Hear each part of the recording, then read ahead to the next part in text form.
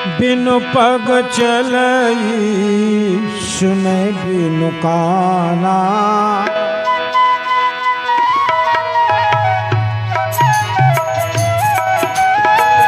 बिनु पग चलई सुने बिनु काना।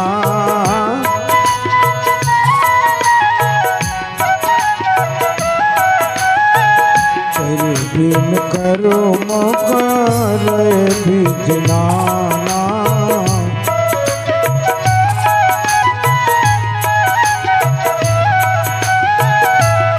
बिन करो मकर विजनाना।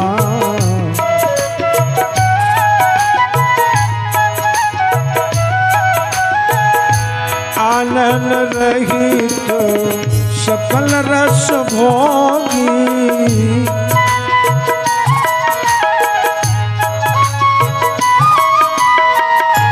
आनन रहित सकल रस भोगी।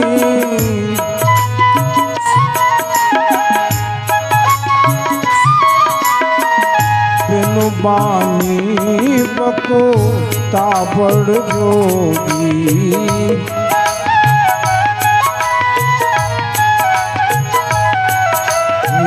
बिनु बानी बको ताबड़ जोगी।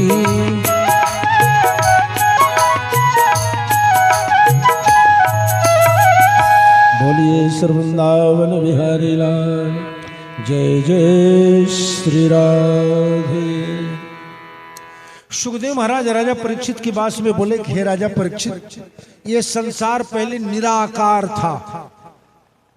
ये सारा जो संसार है ब्रह्मांड पहले निराकार था, इसका कोई आकार नहीं था। निराकार का मतलब केवल जल ही जल भरा था, जल ही जल।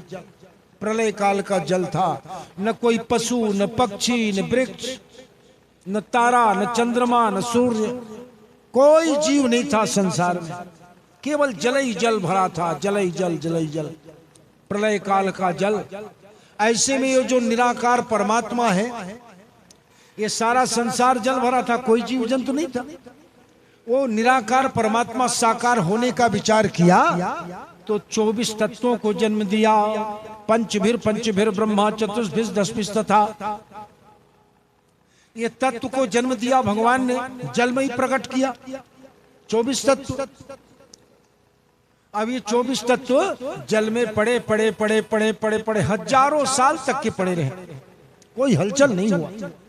कोई जब हलचल नहीं हुआ तब परमात्मा जो निराकार परमात्मा थे, ये सभी तत्वों को एक में जोड़ दिया। जितना तत्व था सभी तत्व एक में जुड़ गया, और जब ये जुड़ गया तो एक अंडा जैसे बन गया। इसीलिए कहते हैं ब्रह्मांड के पहले जड़ांड था, जड़ अंडा था, जड़ांड था। वो अंडा प्रलय काल के जल में हजारों वर्ष तक के ऐसे तैरता रहा, कोई हलचल नहीं हुआ। तब भगवान जो है क्रिया शक्ति के द्वारा उसके अंदर में प्रवेश कर गए। क्रिया शक्ति के द्वारा भगवान उस अंडे के अंदर में प्रवेश कर गए, और भगवान की जब देखने की इच्छा हुई तो उसी से आंख प्रकट हुआ, सुनने की इच्छा हुई तो कान प्रकट हुआ, सूंघने की इच्छा हुई तो नाक प्रकट हुआ, बोलने की इच्छा हुई तो ये मुख प्रकट हुआ, आदान प्रदान का इच्छा हुआ तो हाथ प्रकट हुआ। इस तरह से भगवान चेतन शक्ति के द्वारा उस अंडे का भेदन किया, और उस अंडे से एक विराट पुरुष निकला। विराट पुरुष देखा सारा संसार पानी पानी पानी पानी पानी, प्रलय काल का पानी। अब ऐसे प्रलय काल के पानी में मैं अब कहां विश्राम करूं? वो विराट पुरुष जो था अपने विश्राम करने का स्थान जल को बनाया, जल के अंदर में चला गया। प्रलय काल के जल के अंदर में वो विराट पुरुष जाके सो गया। तब उसका नाम पड़ा नारायण। नारायण, नारायण क्यों पड़ा? नार कहते जल को और अयन कहते सोने वाले को। नार धन अयन, नार माने जल में, अयन माने सोने वाले। जो जल में सोने वाले परमात्मा है उनका नाम पड़ा नारायण। वो नारायण हजारों वर्ष तक की प्रलय काल के जल में सोए, हजारों वर्ष के प्रलय काल के जल में सोए सोए सोए सोए सोए सोए मन में विचार किया, एको हम, मैं अकेला हूं, बहुत श्यामा, बहुत सारा होना चाहता हूं। भगवान जो नारायण प्रलय काल के जल में सोए थे, मन में विचार हुआ, एको हम, अकेला हूं, बहुत श्यामा, बहुत सा होना चाहता हूं। तब वो भगवान नारायण के नाभि से निकला कमल, कमल निकला, कमल। वो कमल प्रलय काल के जल में जाकर के खिल गया। प्रलय काल के जल के ऊपर में जाके खिल गया लाल रंग का कमल। उसी लाल रंग के कमल में लाल रंग का ब्रह्मा का जन्म हुआ।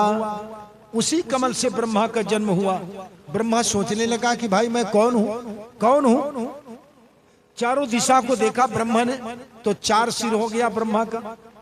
सोचने लगा ब्रह्मा, मैं कौन हूं भाई, मेरा क्या कर्तव्य है, कौन हूं, क्या कर्तव्य है।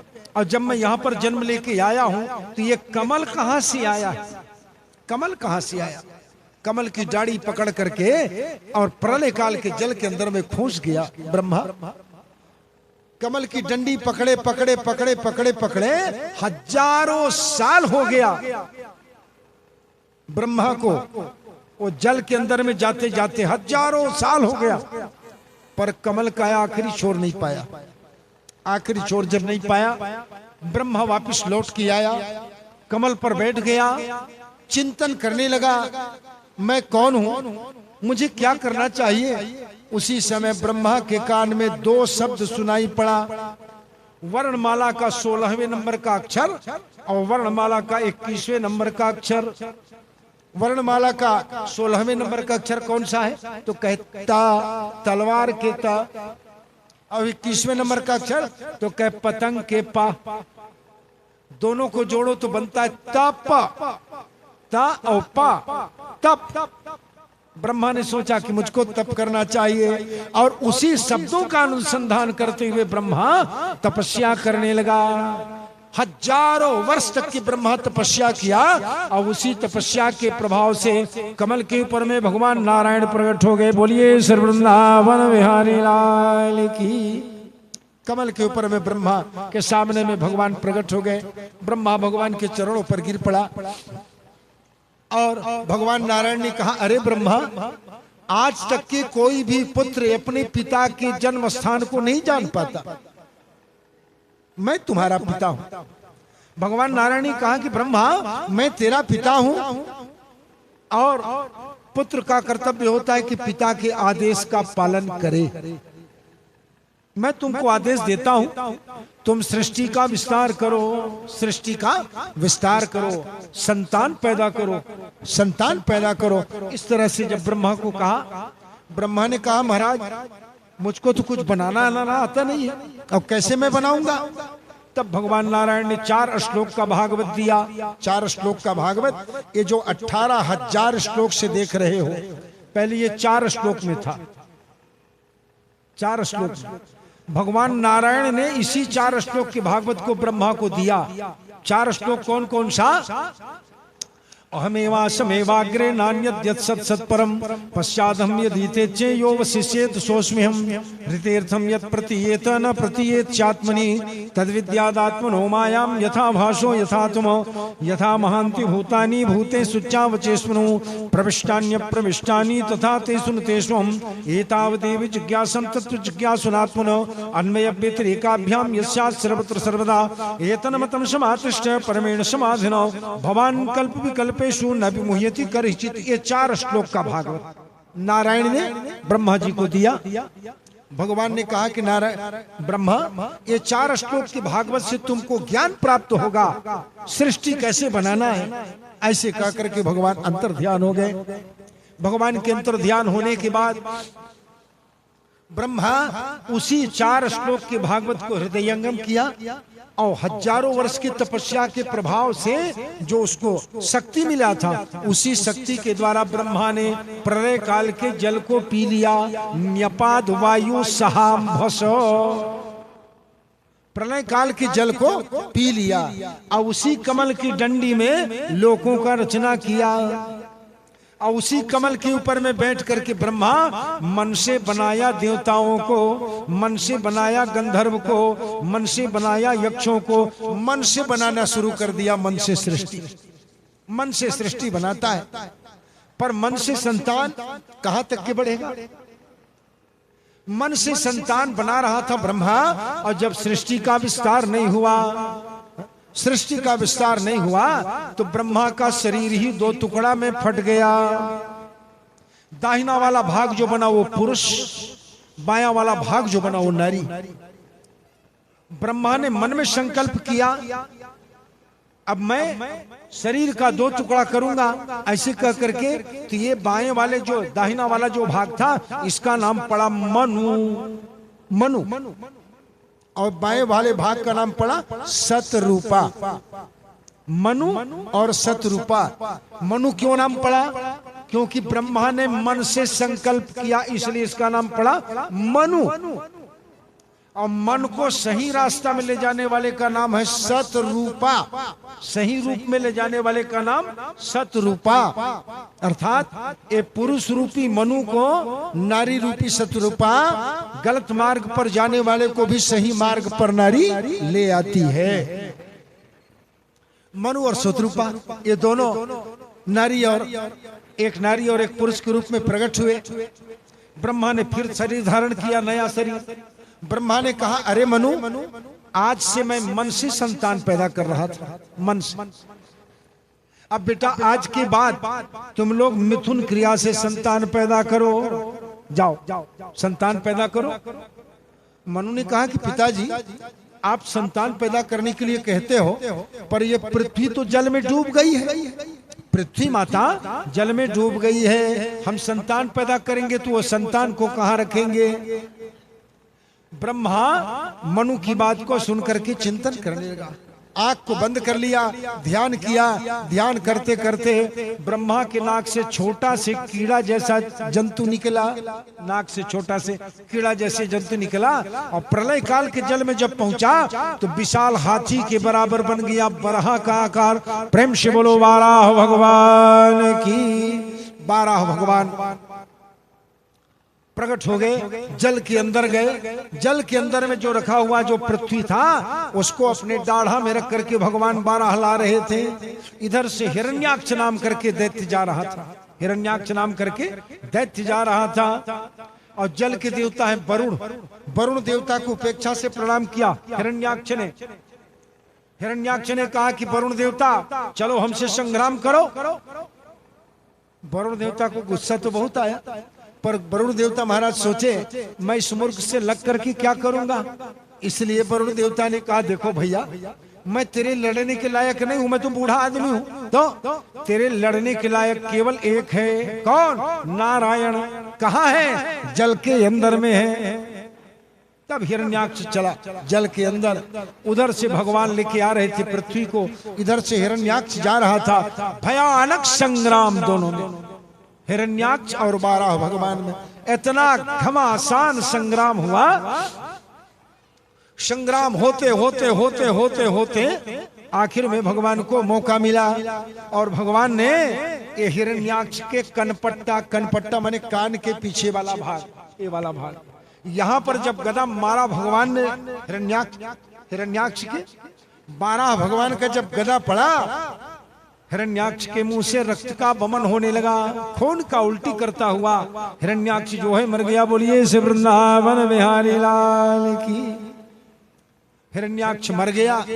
भगवान ने धरती को लेके आया और जल के ऊपर में स्थापित कर दिया, आधार शक्ति दे दिया ताकि ये पृथ्वी जल में न डूबे। और इस तरह से भगवान पृथ्वी को आधार शक्ति दे करके और भगवान अंतर ध्यान हो गए। जल के ऊपर में पृथ्वी को देख करके ब्रह्मा ने कहा, अरे पुत्र मनु, अरे पुत्र मनु, देखो जल के ऊपर में पृथ्वी आ गई, अब जाओ और जा करके तुम्हें पृथ्वी में अपना संतान पैदा करो, जितना संतान पैदा करना है ये पृथ्वी में जा करके करो। ऐसे ब्रह्मा जी ने आदेश लगाया। राजा मनु अपने पत्नी शत्रुपा को लेकर के इस धरती पर आए। माहिष्मती नाम का पुरी बनाया, माहिष्मती नाम के नगरी बसाया, नगर। और राजा मनु उसी नगरी में रहने लगे। इसीलिए हम सब राजा मनु के संतान हैं। इसलिए हमको सबको क्या कहते हैं? मनुष्य। क्या कहते हैं? हमको क्या कहते हैं? मनुष्य। मनुष्य क्यों कहते हैं? हम राजा मनु के संतान हैं, उसी मनु के संतान हैं, इसलिए हम सबको मनुष्य कहा जाता है। इसको पृथ्वी का आदि राजा कहा जाता है। राजा मनु को पृथ्वी का आदि राजा कहा जाता है। स्वयंभू मनु अरुषट रूपा,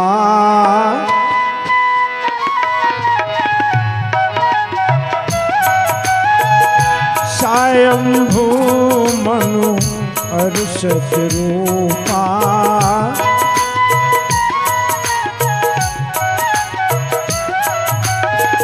जिनते भय नर सृष्टि अनुपा,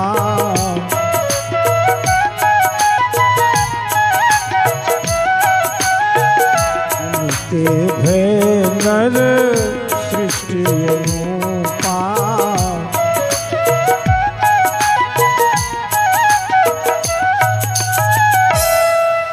इसी स्वयंभू मनु के द्वारा ये सारा संसार का जो मनुष्य है सब उसी स्वयंभू मनु के संतान हैं।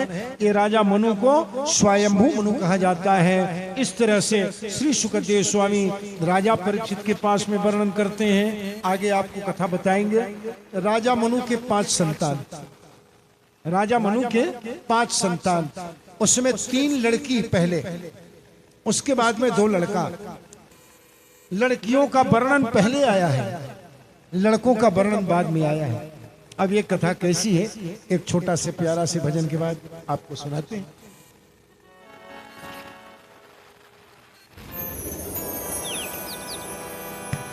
बोल भक्त वत्सल भगवान की जय।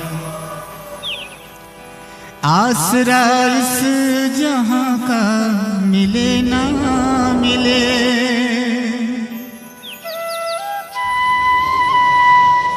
मुझको तेरा सहारा सदा चाहिए।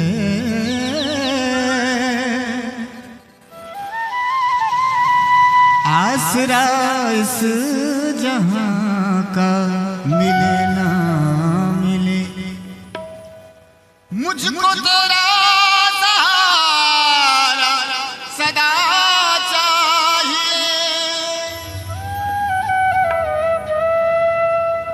आसरा इस जहां का मिले ना मिले, आसरा इस जहां का मिले ना मिले, मुझको तेरा सहारा सदा चाहिए, मुझको तेरा सहारा सदा चाहिए। आसरा इस जहां का मिले ना मिले, मुझको तेरा सहारा सदा चाहिए, मुझको तेरा सहारा सदा चाहिए। आसरा इस जहां का मिले ना मिले, आसरा इस जहां का मिले ना मिले, आसरा इस जहां का मिले ना मिले, आसरा इस जहां का मिले ना मिले, मुझको तेरा सहारा सदा चाहिए, मुझको तेरा सहारा सदा चाहिए। और चांद तारे पलक पर दिखे ना दिखे,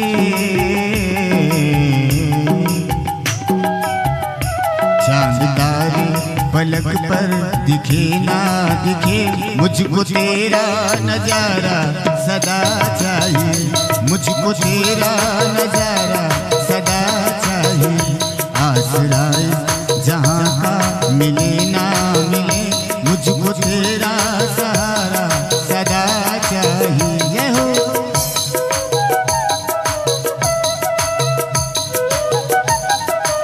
श्री राधे।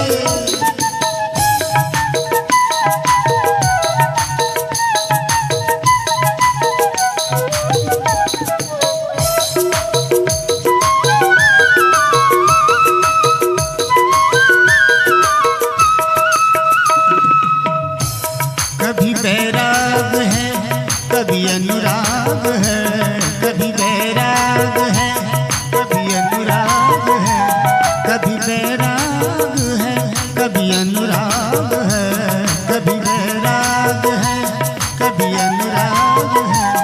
जहाँ बदले हैं माली वही बाग है, जहाँ बदले हैं माली वही बाग है, जहाँ बदले हैं माली वही बाग है, जहाँ बदले हैं माली वही बाग है। और मेरी चाहत, मेरी चाहत,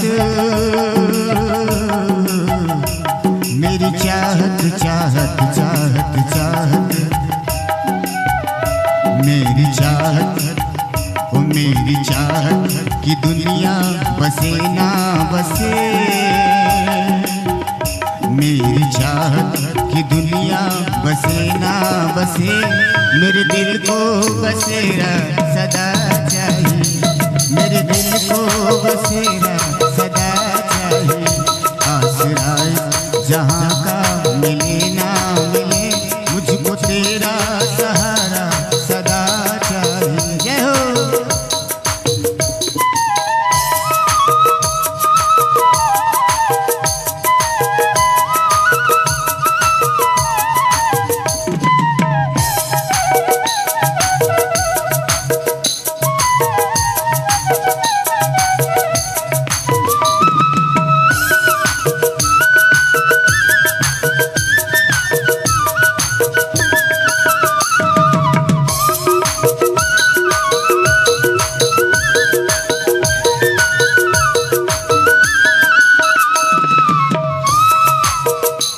कभी अनुराग है, कभी बैराग है, कभी अनुराग है, कभी बैराग है। जहाँ बदले हैं माली वही बाग है, जहाँ बदले हैं माली वही बाग है। और मेरी महफिल, मेरी महफिल, मेरी महफिल, महफिल, महफिल, महफिल, मेरी महफिल सदा ही अंधेरी रहे,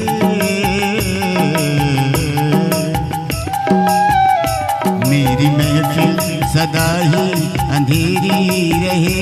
मुझको तेरा उजाला सदा चाहिए, मुझको तेरा उजाला सदा चाहिए। आसरा जहाँ का मिले ना मिले, मुझको तेरा सहारा सदा चाहिए, मुझको तेरा सहारा सदा चाहिए।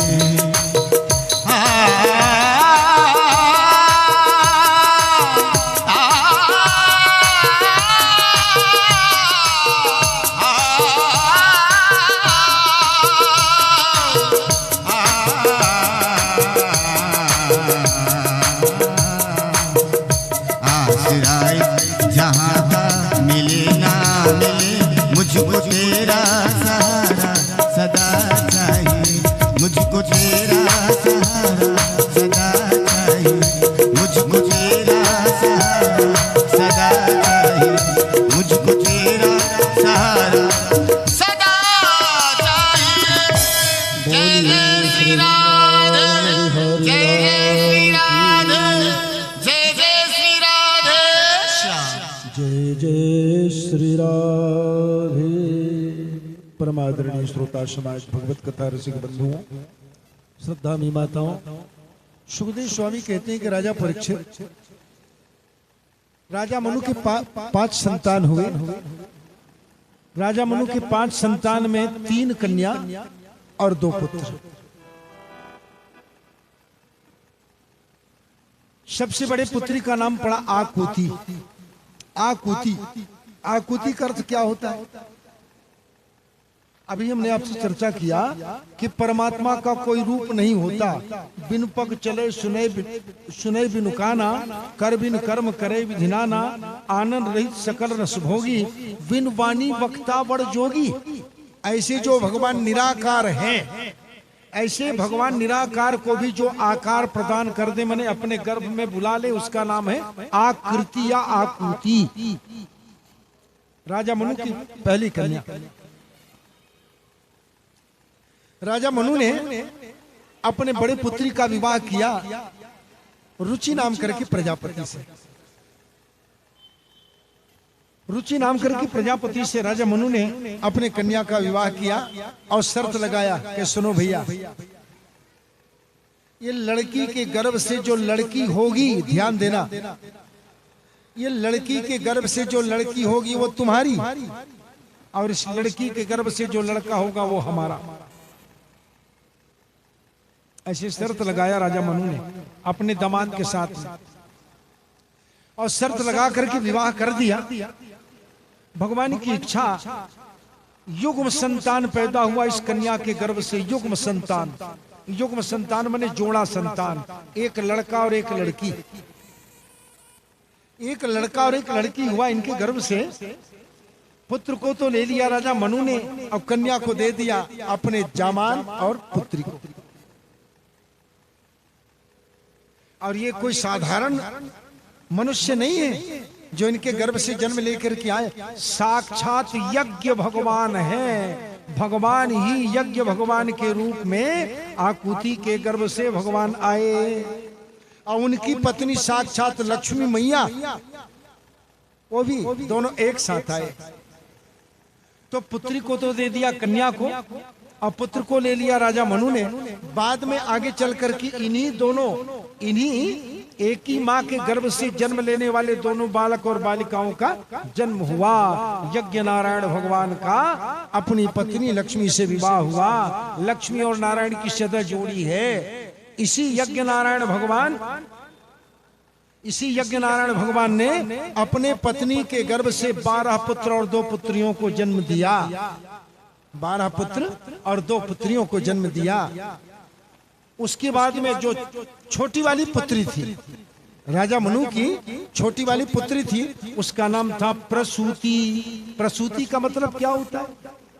प्रसूति का मतलब होता है जिसको ज्यादा प्रसव हुआ हो, माने ज्यादा संतान हुआ हो, उसका नाम प्रसूति पड़ा। इसका नाम प्रसूति क्यों पड़ा? क्योंकि इसकी 16 संतान हुआ था, 16 कन्या हुआ था। प्रसूति का 16 कन्या हुआ था, इसलिए इसका नाम पड़ा प्रसूति। ये छोटी वाली लड़की का विवाह किया दक्ष प्रजापति के साथ में। ये दक्ष प्रजापति कौन है मालूम? ये दक्ष प्रजापति हैं भगवान शंकर के ससुर। हाँ, और यह जो है प्रसूति, ये प्रसूति के गर्भ से जो 16 कन्या पैदा हुआ है, इसमें सबसे छोटी वाली लड़की का नाम था सती, जो भगवान शंकर को ब्याही गई थी। इसकी कथा आपको कल बताएंगे, इसकी कथा आपको कल बताएंगे। और इस तरह से राजा मनु ने अपने छोटे पुत्री का विवाह दक्ष प्रजापति के साथ में किया। और दक्ष प्रजापति के साथ में करने के बाद में मझली वाली पुत्री थी जिसका नाम था देवहूति। देवहूति, देवहूति माने देव माने देवता, आहुति माने बुला ले, जो देवता को अपने घर में बुला ले, अपने गर्भ में जन्म दे दे। परमात्मा जो निराकार है उसको जो रूप प्रदान कर दे, उसका नाम है देवहूति।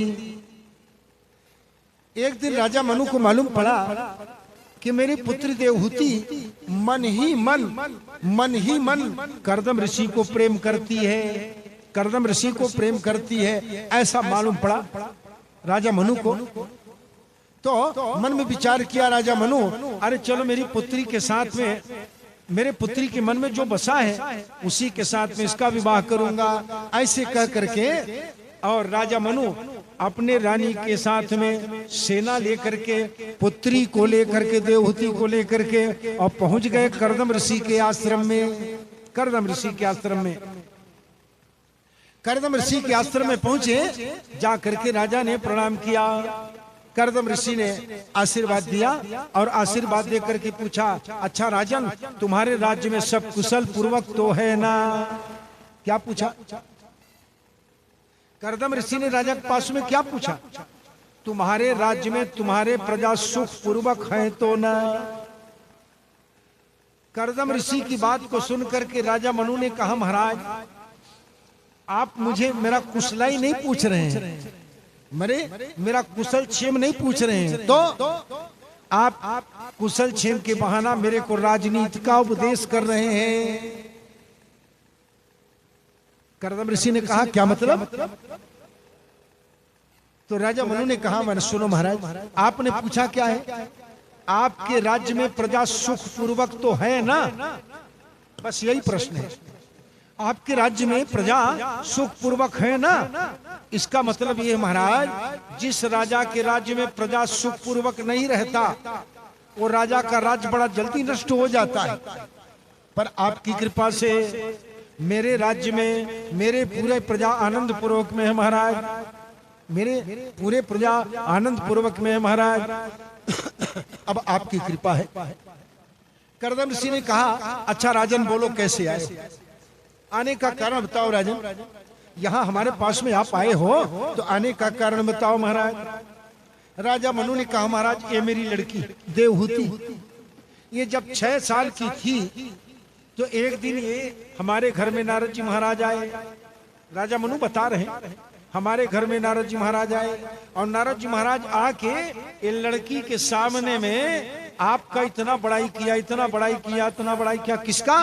कर्दम ऋषि का, इसके तपस्या का बड़ाई किया। उसी दिन से ये लड़की आपको अपना पति बनाने का फैसला कर लिया महाराज। इस कन्या के मन में आपको पति के रूप में पाने का विचार है महाराज, इसलिए आप इसको वर्ण करो। कर्दम ऋषि ने कहा कि सुनो राजन, ये लड़की के बचपन की बात, जो बात तुम नहीं जानते वो बात मैं जानता हूं।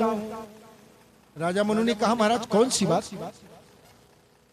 कर्दम ऋषि ने कहा कि सुनो राजन, याम यर्म पृष्ठे वणिदंग्र शोभाम विक्रीडितिम कंदुक विमलाक्षिम। जब ये तेरी लड़की 6 साल की थी, अपने महल की अटारी में गेंद खेल रही थी, गेंद खेल रही थी, तेरी ये बच्ची छत में गेंद खेल रही थी। उसी समय विश्वावसु नाम करके गंधर्व निकला और विश्वावसु नाम करके गंधर्व ये तुम्हारी लड़की की सुंदरता को देखा। इतनी सुंदर तुम्हारी कन्या बचपन से ही इसकी सुंदरता को देख करके चक्कर खा के अपने विमान में गिर गया। ये बात बता रहे कर्दम ऋषि राजा मनु को। राजन ऐसी तुम्हारी रूपवती कन्या, ऐसे गुणवती कन्या, इसको पा करके कौन पुरुष आनंदित नहीं हो जाएगा राजन? मैं तुम्हारी कन्या से विवाह करता हूं, ऐसे कह करके।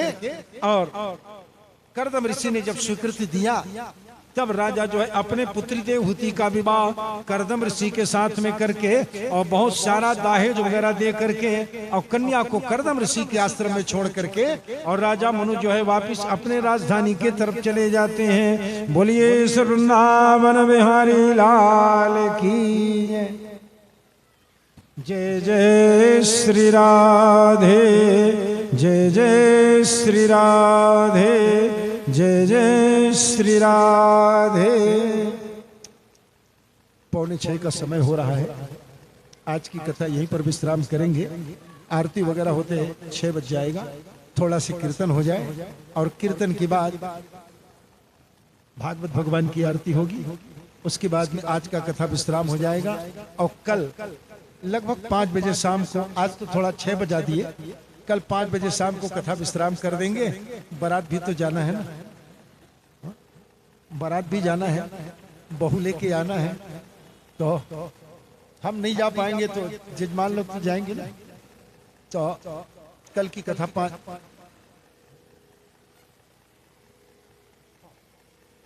ठीक। हाँ, कल कथा जल्दी शुरू कर देंगे और 5 बजे कथा विश्राम कर देंगे। तो आज की कथा को यहीं पर विश्राम करेंगे। उसके पहले थोड़ा से भगवान नाम संकीर्तन, भगवान नाम संकीर्तन के बाद फिर आरती होगी।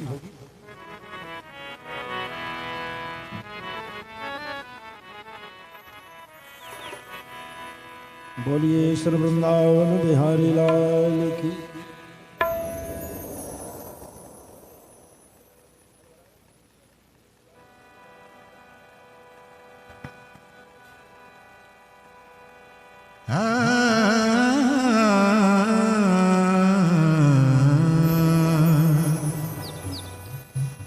उल्फत का रंग कुछ ऐसा मुझ पे छाया, उल्फत का रंग कुछ ऐसा मुझ पे छाया, तेरा दीवाना तुझको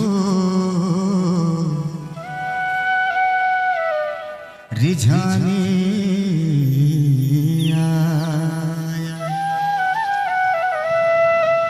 तेरी मर्जी का हूँ मैं गुलाम रे, तेरी मर्जी का हूँ मैं गुलाम रे। ओ मेरे ओ मेरे ओ मेरे ओ मेरे प्यारे से अलबेला रे, मेरे प्यारे से अलबेले श्याम, मेरे प्यारे से अलबेले श्याम रे, मेरे प्यारे से अलबेले श्याम। तेरी मर्जी का हूँ मैं गुलाम रे, तेरी मर्जी का हूँ मैं गुलाम रे। ओ मेरे ओ मेरे ओ मेरे ओ मेरे प्यारे से अलबेले श्याम रे, मेरे प्यारे से अलबेले श्याम। ओ मेरे प्यारे से अलबेले श्याम रे, मेरे प्यारे से अलबेले श्याम।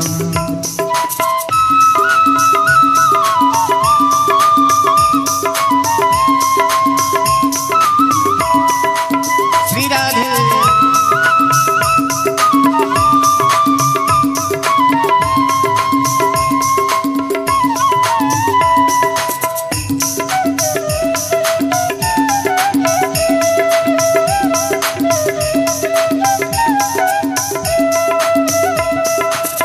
जो भी करा ले हूँ मैं तुम पर निछावर रे,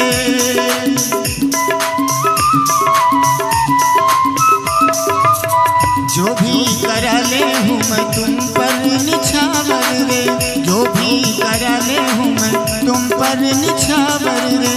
और सारी दौलत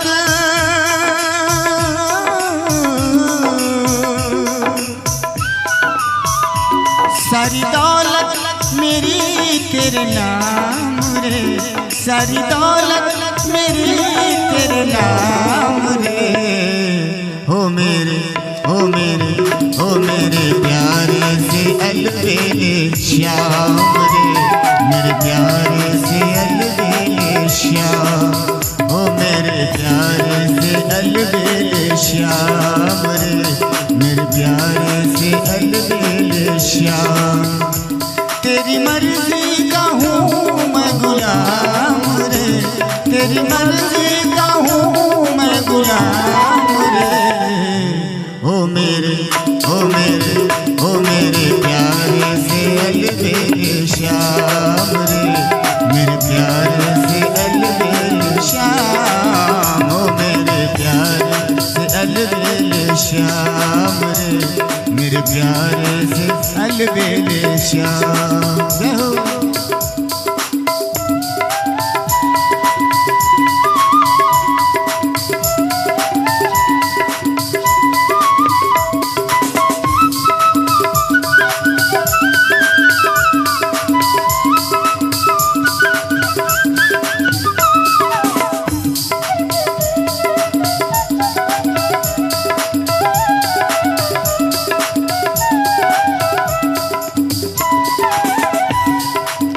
थक भी गई हूँ मैं इस लंबे सफर में, मैं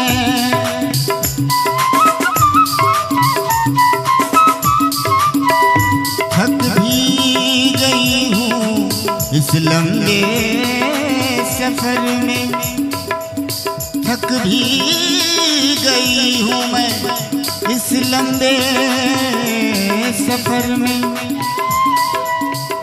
इस लंबे सफर में, इस लंबे सफर में।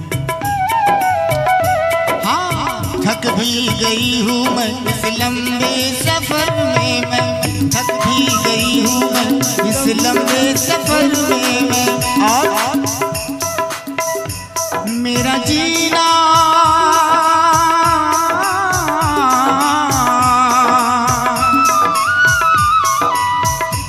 मेरा जीना हुआ है हराम रे, मेरा जीना हुआ है हराम रे। ओ मेरे ओ मेरे ओ मेरे प्यारे से अलबेले श्याम रे, मेरे प्यारे से अलबेले श्याम, मेरे प्यारे से अलबेले श्याम रे, मेरे प्यारे से अलबेले श्याम। तेरी मर्जी का हूँ मैं गुलाम रे, तेरी मर्जी का हूँ मैं गुलाम रे।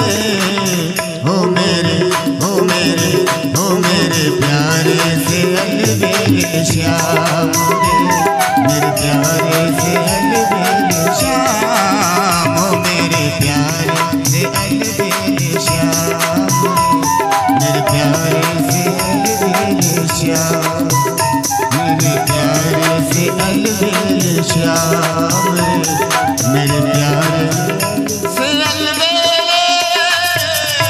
श्याम। बोलिए श्री वृंदावन बिहारी लाल की जय हो। जय जय श्री राधे, जय जय श्री राधे, जय जय श्री राधे। आगे भागवत भगवान की आरती होगी, आप सब लोग आरती में सम्मिलित होइए।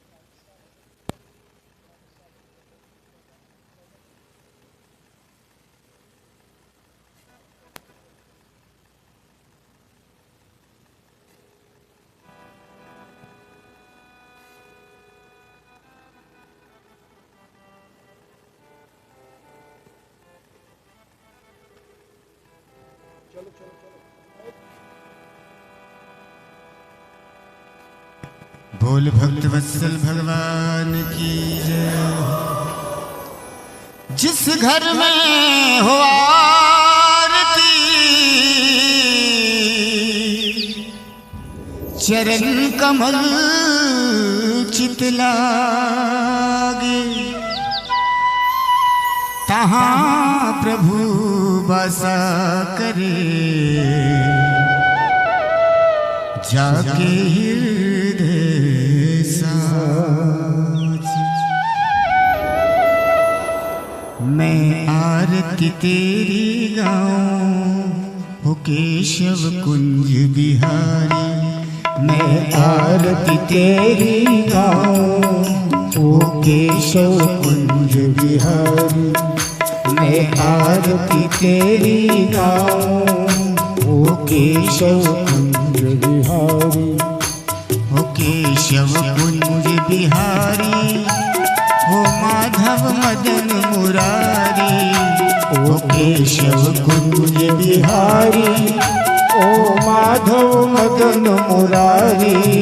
मैं नित नित मैं नित नित मैं नित नित शीश झुकाऊं ओ मोहन कृष्ण मुरारी, मैं नित नित शीश झुकाऊं ओ मोहन कृष्ण मुरारी।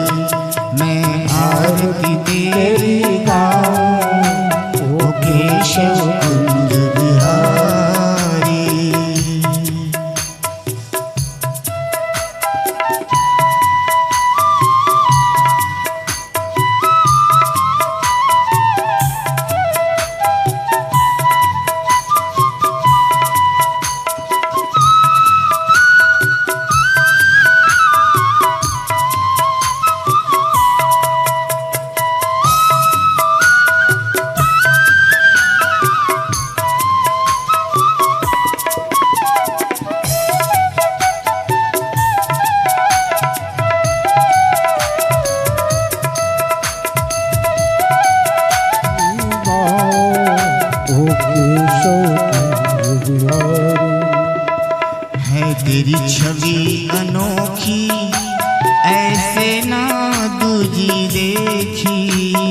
तेरी छवि अनोखी ऐसी दूजी ना देखी, है तेरी छवि अनोखी ऐसे ना दूजी देखी।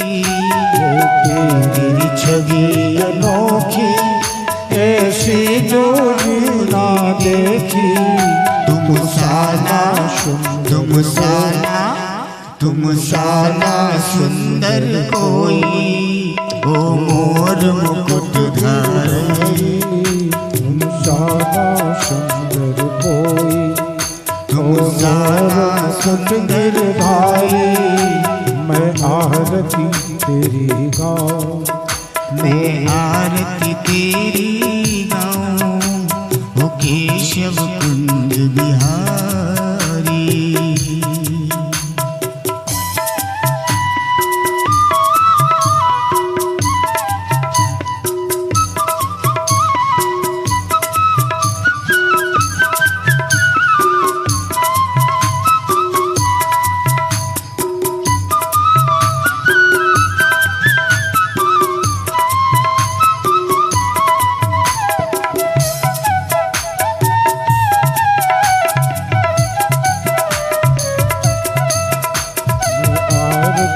तेरी गाऊं, ओ केशव कुंज बिहारी।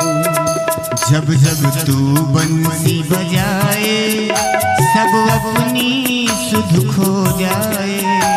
जब जब तू बंसी बजाए सब अपनी सुध बिसराए। जब जब तू बंसी बजाए सब अपनी सुध खो जाए। जब जब तू बंसी बजाए सब अपनी शुद्ध खो जाए। हम सब पर कृपा रखना, ओ जगत के पालनहारी। हम सब पर कृपा रखना, ओ जगत के पालनहारी।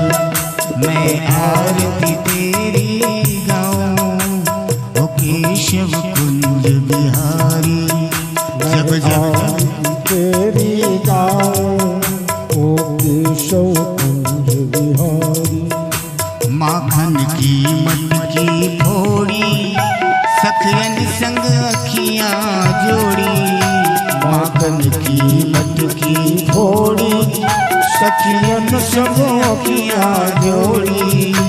माखन की मटकी फोड़ी सखियन संग अखियां जोड़ी। माखन की मटकी फोड़ी सखियन संग अखियां जोड़ी। मैं तुमको और रिझाऊं, वो जगत की पालनहारी। मैं तुमको और रिझाऊं, वो जगत की पालनहारी। मैं आरती तेरी गाऊं, वो केशव कुंज बिहारी। मैं आरती तेरी गाऊं, वो केशव कुंज बिहारी।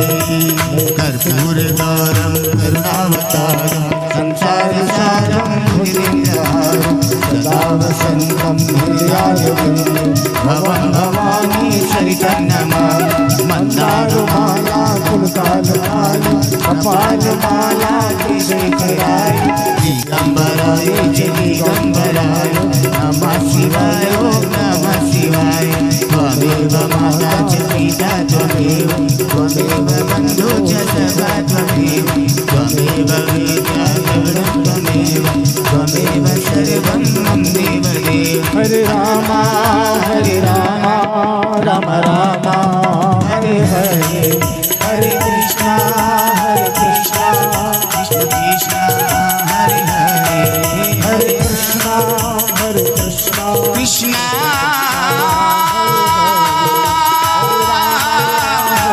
हरे कृष्णा हरे कृष्णा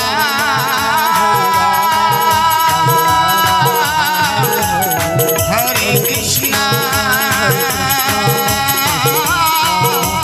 हरे